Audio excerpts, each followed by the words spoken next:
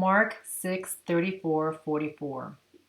When Jesus landed and saw a large crowd, he had compassion on them because they were like sheep without a shepherd. So he began teaching them many things.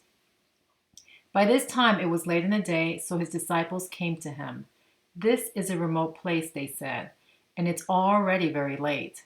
Send the people away so that they can go to the surrounding countryside and villages and buy themselves something to eat."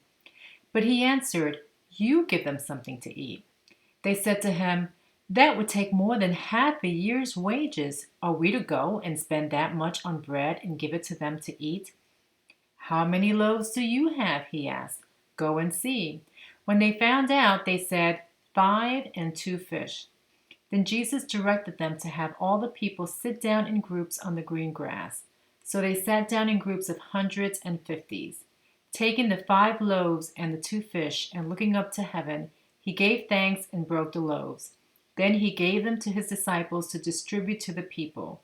He also divided the 2 fish among them all. They all ate and were satisfied. And the disciples picked up 12 basketfuls of broken pieces of bread and fish. The number of the men who had eaten was 5,000.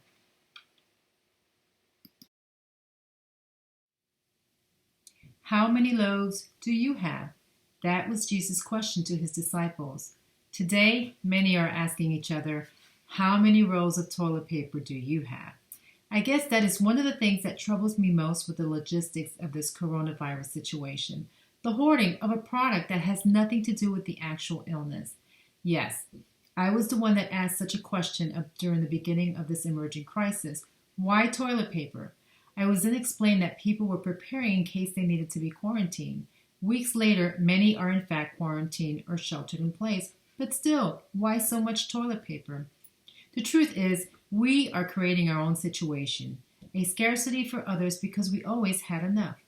Unlike many of those who have created the situation of scarcity for others, the disciples did indeed have something to worry about. How do we feed all these people who traveled long and far to see Jesus? How do we feed them with only 5 loaves and 2 fish? Yes, we would agree this would qualify as a true crisis of need. The disciples' solution was to send them off, but Jesus differed. He told the disciples, "You give them something to eat," followed by asking, "How many loaves do you have?"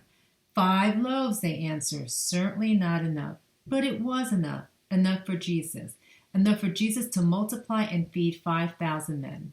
It is a great story, an important reminder that God will provide, especially during those circumstances that seem hopeless. I ask you 2 questions today. First, how many loaves of bread do you have? Second, how many loaves of bread do you think the Lord will provide? Thank you.